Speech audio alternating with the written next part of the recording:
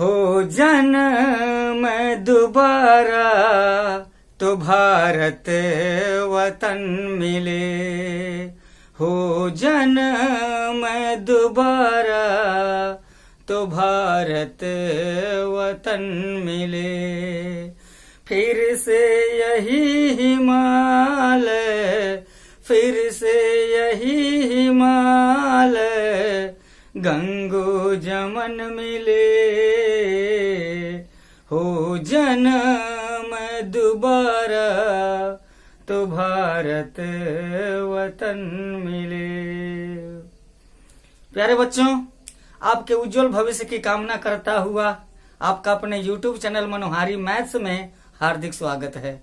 इस वीडियो में हम लोग क्लास 9th मैथमेटिक्स ट्रायंगल के अंतर्गत एक्सरसाइज 7.1 के कुछ प्रश्न देखेंगे।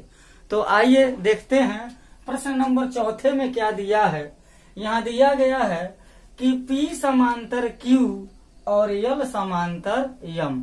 P और Q समांतर हैं, L और M भी आपस में समांतर हैं और एक तिर्यक रेखा AC काट रही है उनको। तो इस तरह से दो त्रिभुज का निर्माण हो गया है। ये तो सिद्ध करना हमको त्रिभुज ABC सर्वांगसम है त्रिभुज CDA के, ये हमको सिद्ध करना है। तो त्रिभुज के सर्वांग समता के जो नियम है प्रीवियस वीडियो में बताया जा चुका है। अगर आप नहीं देखे हैं तो प्लेलिस्ट में जाकर के देख सकते हैं और उसका प्रयोग प्रश्नों को हल करने में कर सकते हैं। तो आइए पूरा डिटेल देखते हैं। यहाँ सबसे पहले कोई रचना नहीं करना होगा क्योंकि फिगर जो है दिया हुआ है। अगर एग्जाम में फिगर नहीं दिया है तो हमको ऐसा फिगर खींचना पड़ सकता है।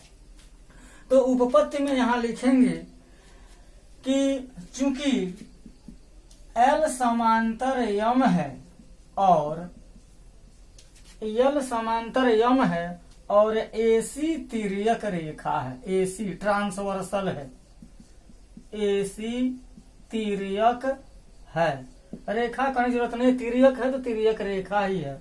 इसलिए क्या परिणाम हमको मिलेगा, अगर ये समांतर इसके और AC तिर्यक रेखा काटती है तो यह कोण 1 और यह कोण 2 आपस में बराबर हो जाएगा। कारण क्या हो जाएगा, एकांतर अंतः कोण, एकांतर अंतः कोण इसका नाम है। प्यारे बच्चों, दो समांतर रेखाओं को तिर्यक रेखा काटती है तो एकांतर अंतः कोण बराबर होते हैं, एकांतर बाह्य कोण बराबर होते हैं, संगत कोण बराबर होते हैं, शीर्षाभिमुख कोण बराबर होते हैं और क्रमागत अंतः कोण का योगफल 180 अंश होता है। ये भी प्रकरण प्रीवियस वीडियो में बताया जा चुका है, उसे आप देख सकते हैं। उसी का प्रयोग यहाँ पर कर दिया गया है।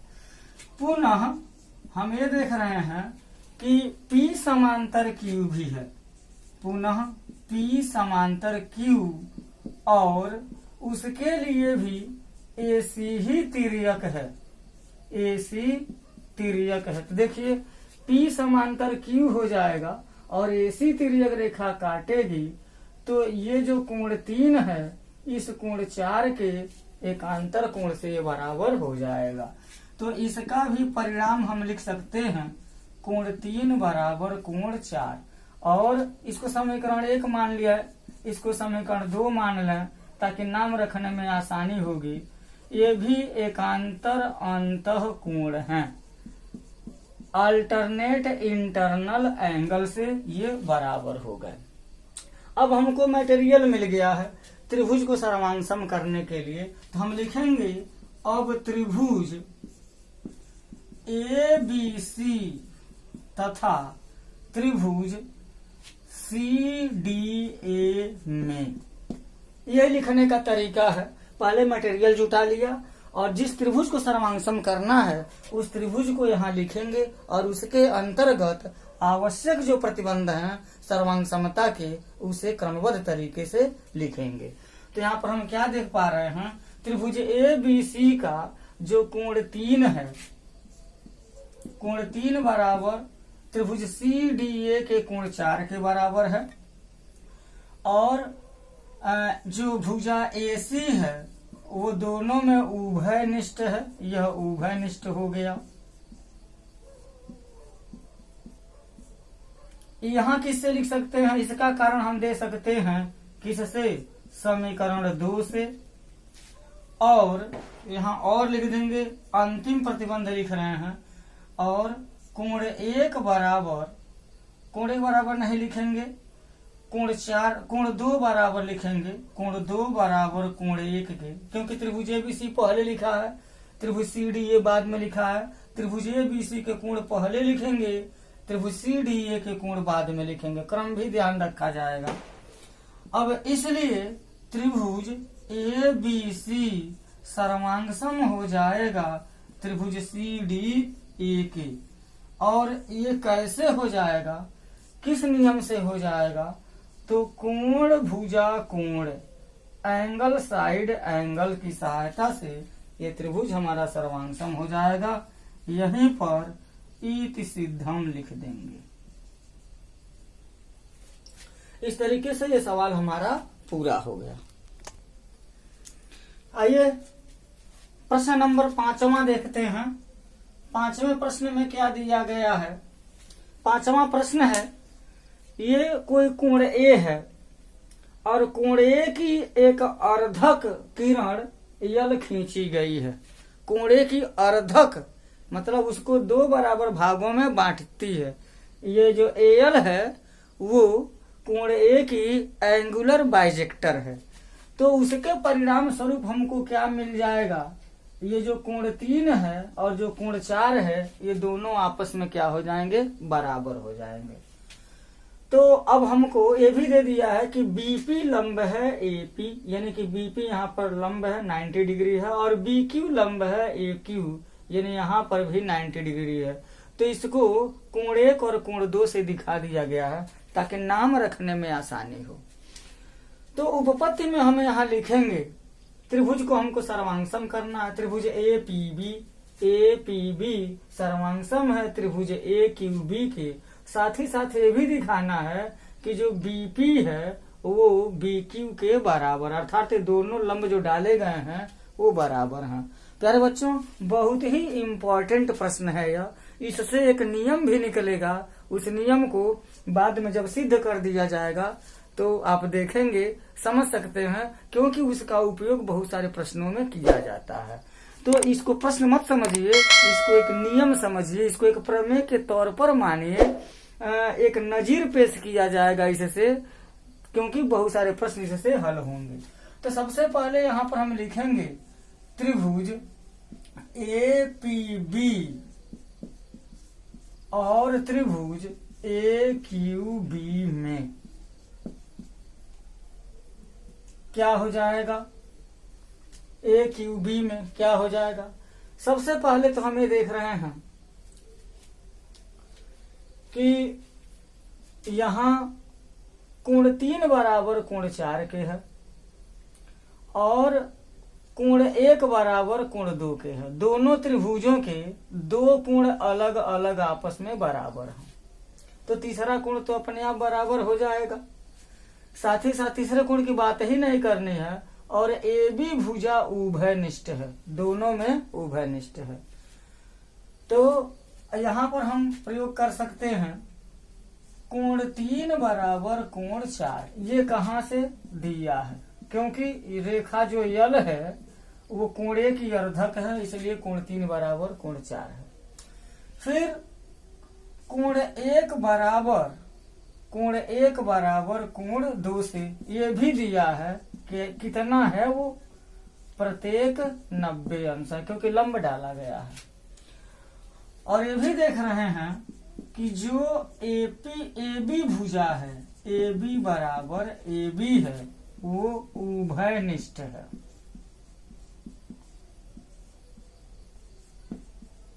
उभयनिष्ठ है, इसलिए त्रिभुज एपीबी सर्वांगसम हो जाएगा त्रिभुज एक्यूबी के।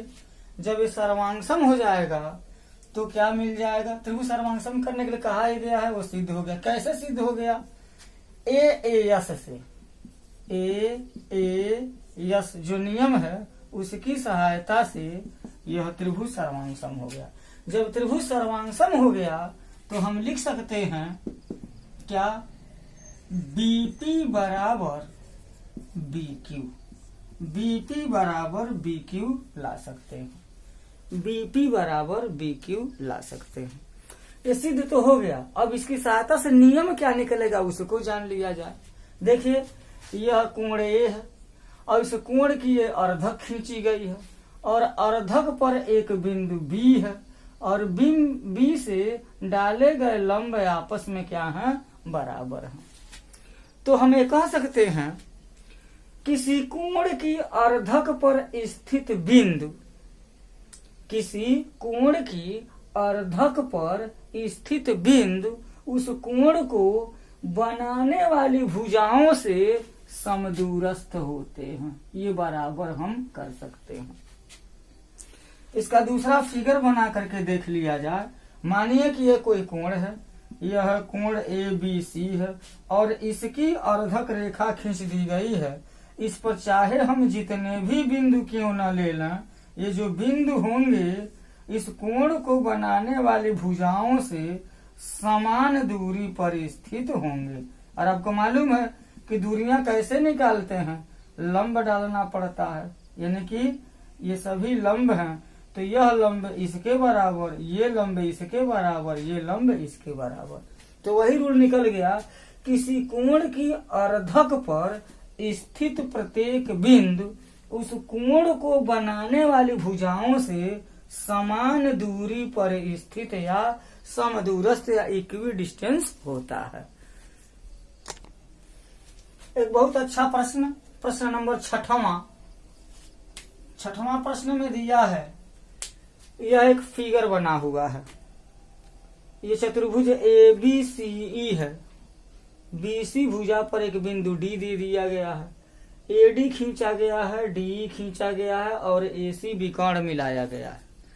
तो क्या क्या दिया है यहाँ पर देखिए, दिया है AC बराबर AE, AC ये है AC बराबर A, जो डबल टिक लगाया गया है AC बराबर AE, AB बराबर AD, AB बराबर AD सिंगल टिक, और कोण BAD बराबर BAD यह जो बनाया गया है इसका नाम सुविधा के लिए कोण 1 रख दिया गया है, बराबर कोण EAC यह जो कोण है यह कोण 2 है। तो कोण 1 बराबर कोण 2 है। हमको सिद्ध करना है BC बराबर DE। BC कहाँ है, ये है BC और DE क्या कहाँ है, ये है DE। BC है और DE है। तो प्यारे बच्चों ये देखिए, सबसे पहले प्रथम दृष्टया इस फिगर से क्या जानकारी मिल रही है। बहुत सारे त्रिभुज बने हैं। जब आप देखेंगे इसको, होता ऐसा यह है, क्योंकि आप क्लास 9th में हैं अभी और इस तरह के सिद्ध करने वाले प्रश्न मेरे हिसाब से अभी आप पहली बार सीख रहे हैं, क्योंकि कक्षा 8 में इस तरीके से सिद्ध करने वाला प्रश्न नहीं था, कक्षा 7 में भी नहीं था। तो जब आप इसको देखेंगे तो आपका जो दिमाग है वो कहाँ कहाँ इस त्रिभुज में जा सकता है, यहाँ जा सकता है, यहाँ जा सकता है, यहाँ जा सकता है, चतुर्भुज पर जा सकता है, बहुत सारी आकृतियां बनी हैं उन पर जा सकते हैं। लेकिन बहुत जगह दिमाग दौड़ाने की हमको जरूरत नहीं है। कहाँ कहाँ हमको सोचना है, क्या क्या देखना है, बस ये दिया है मैं देख लेंगे, जो सिद्ध करना है उसे देख लेंगे। जब आप इसका मिलान जब फिगर से कर देंगे तो जो दिया गया है वही आपको दिखेगा, जो लाना है वही आपको दिखेगा। ये है इस प्रश्न का सीक्रेट। तो यहाँ पर देखिए AC बराबर AE लिखा है, ये हमारा AC बराबर AE हो गया और AB बराबर AD हो गया, कोण 1 बराबर कोण 2 हो गया, BC बराबर DE सिद्ध करने के लिए कहा गया है। तो ऐसा करेंगे, हम सबसे पहले विचार ये करेंगे कौन सा त्रिभुज हम चुने और उसको सर्वांगसम दिखा दें जिसमें BC और DE मौजूद हो। फिर समझिए इसमें कौन सा ऐसे त्रिभुज का चुनाव करना है हमको और उसको सर्वांगसम कर दें जिससे BC बराबर DE हमारा आ जाए। इतना अगर सोच बना लेते हैं तो बहुत अच्छी बात है। और किसी भी ज्यामिति में, चाहे वह त्रिभुज का चैप्टर हो, चाहे वह चतुर्भुज का चैप्टर हो, समांतर चतुर्भुज का चैप्टर हो, चाहे वह समरूप त्रिभुज का चैप्टर हो, चाहे वह वृत्त का चैप्टर हो, वृत्त और वृत्तखंड हो, जितने भी तरह के प्रश्न हैं सिद्ध करने वाले, यही फंडा अपनाया जाता है। तो देखिए यहाँ पर ज्यादा देर न करते हुए, बीसी किसमें आएगा? त्रिभुज ए बी सी। अगर त्रिभुज ए बी सी को ले लें, त्रिभुज ए बी सी को, उसमें बी सी आ जाएगा। और त्रिभुज ए डी ई ले लें तो देखिए यहाँ पर लिख देता हूं, त्रिभुज ए बी सी ले लें तो इसमें बी सी आ जाएगा। और त्रिभुज ए डी ई अगर हम ले लें तो उसमें हमारी डी भुजा हो जाएगी। इसका मतलब इन्हीं त्रिभुजों को अगर हम सर्वांगसम कर दें तो हमारा काम बन जाएगा। लेकिन एक अड़चन है यहाँ। अड़चन क्या है? जब त्रिभुज ए बी सी हम ले रहे हैं तो केवल कोण एक इतना ही है, ये जो पतला वाला कोण है इसको हम कोण 3 मान ले रहे हैं, ये छूट जा रहा है। तो त्रिभुज ए बी सी का जो शीर्ष कोण बनेगा, कोण ए और 1 और कोण 3 को मिला करके बनेगा। फिर देखिए त्रिभुज जो डी ई ए हम लिए हैं उसमें केवल कोण 2 का जिक्र किया गया है, जबकि ये पूरा कोण ए, कोण 3 और कोण 2 दोनों मिला करके इस त्रिभुज का शीर्ष कोण बन रहा है। तो पहले तो हम ये देख लेंगे, सबसे पहले कोण 1 बराबर कोण 2 कहां से दिया है। अब क्या करें? कोण 3 को दोनों पक्षों में जोड़ दिया जाए। कोण 1 धन कोण 3 बराबर कोण 2 धन कोण 3, ये बराबर हो जाएगा कोण बी ए सी बराबर कोण क्या हो जाएगा? डी ए ई हो जाएगा। इसको हम 1 मान लेते हैं। मान लिया। अब देखिए, अब लिखेंगे, अब त्रिभुज, इस तथ्य का प्रयोग हम त्रिभुज के सर्वांगसम सिद्ध करने में करेंगे, इसलिए मटेरियल इसको हमने जुटा लिया। तो अब त्रिभुज ए बी सी और त्रिभुज ए डी ई में क्या हो जाएगा? सबसे पहले तो हम ये देख रहे हैं, त्रिभुज ए बी सी के जो भुजा ए बी है वो त्रिभुज ए डी ई की भुजा ए डी के बराबर है। और ये कहां से हम लिख पा रहे हैं? अपने पास से नहीं लिख रहे हैं, दिया है ए बी बराबर ए डी। और अभी जो कोण सिद्ध किए हैं, कोण बी ए सी बराबर कोण डी ए ई, ये कहां से आ गया? समीकरण 1 से सिद्ध किए हैं। दिया नहीं है, सिद्ध किया है। हो गया। अब फिर त्रिभुज ए बी सी का जो भुजा ए सी है वो त्रिभुज ए डी ई के ए ई के बराबर है, ए ई के बराबर है। तो क्या मिला हमको? ये भुजा बराबर है, भुजा बराबर है, कोण बराबर, फिर भुजा के बराबर है। तो हम पढ़े हैं, अगर 2 त्रिभुज हों, एक त्रिभुज की एक भुजा, दूसरे त्रिभुज की संगत भुजा, 2 भुजा दिया हो, ये भी भुजा के बराबर हो, और दोनों भुजाओं के बीच का कोण अगर बराबर हो, त्रिभुज सर्वांगसम हो जाता है। यस ए यस से, ये याद होना चाहिए, पहले पढ़े भी हैं। तो अब यहाँ पर लिख देंगे, त्रिभुज ए बी सी सर्वांगसम हो गया त्रिभुज ए डी ई के। कहां से लिख सकते हैं? यस ए यस से, त्रिभुज सर्वांगसम हो गया। जब ये त्रिभुज सर्वांगसम हो गया, देखिए जब त्रिभुज सर्वांगसम हो गया, त्रिभुज ए बी सी सर्वांगसम हो गया त्रिभुज ए डी ई के, तो ए बी सी की जो भुजा बी सी है, इसलिए भुजा बी सी है, वो त्रिभुज ए डी ई के भुजा डी ई के बराबर हो जाएगी। ये हमारा ईत सिद्धम। तो प्यारे बच्चों, मैं भरपूर उम्मीद कर रहा हूं कि आपको इस तरह के प्रश्न हल कर समझ में आ रहे होंगे। आप इसको देखिए, समझिए। अगर कोई बात हो, अगर कोई अड़चन हो समझने में, तो प्लीज कमेंट कीजिए। वीडियो को देखिए ध्यान से। बहुत बहुत धन्यवाद। जय हिंद।